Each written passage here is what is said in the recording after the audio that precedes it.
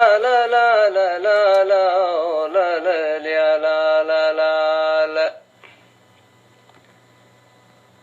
خيلي يا سهول يا رواسي تامة والسراء يا بحر يا بشر يا كل كائن على وجه الطبيعة خيلي ملحمة صبيان بالقرن في وادي نخال لوحة العز والقالة رسمها وزينها السهيمي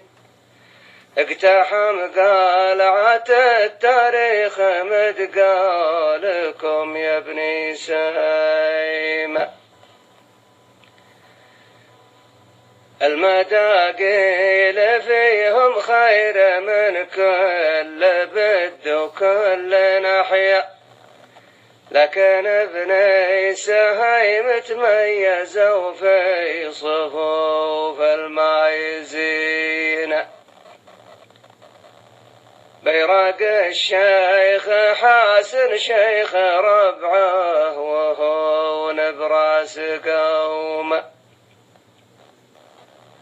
زعوا ابني سهيم افواج تقدير جاري وابن جاري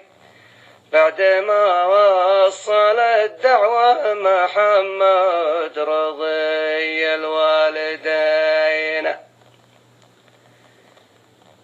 شروا ابني سهيم وجهزوا للطلب مال ورجال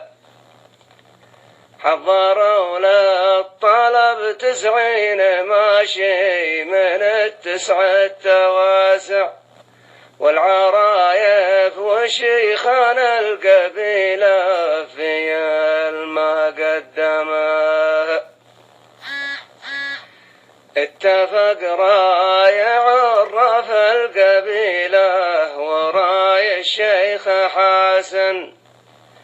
قالوا الدعوة اللي جاتنا من عزيز وبن عزيز ابن جاري من اوفانا ولازم نطيب خاطره وليحيا مناصب القبيلة وبن جاري حداهم كلنا نعرف انك من شيوخ العرب يا ابن عقيل يا ابن جاري كسبت الطيب والمرجله واغلى نسب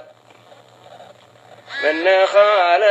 وجدك سهيمي وخالك من عماره من يمينك جبال ومن يسارك مع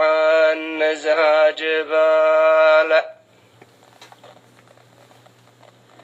موقف ابني سهيم اكبر دليل ان بن جاري مقدر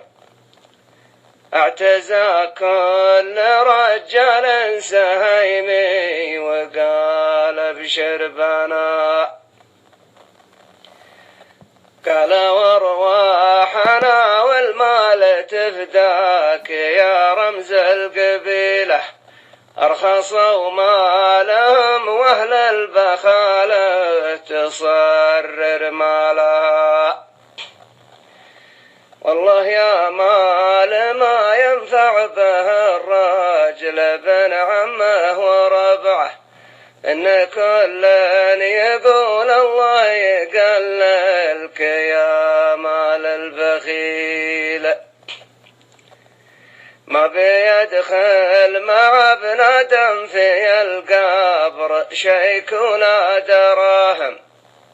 والكفن ما ورا طياته إلا جسد من دون روح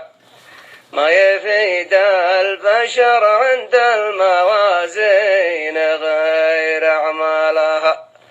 ما يفيد البشر عند الموازين وزين غير أعمالا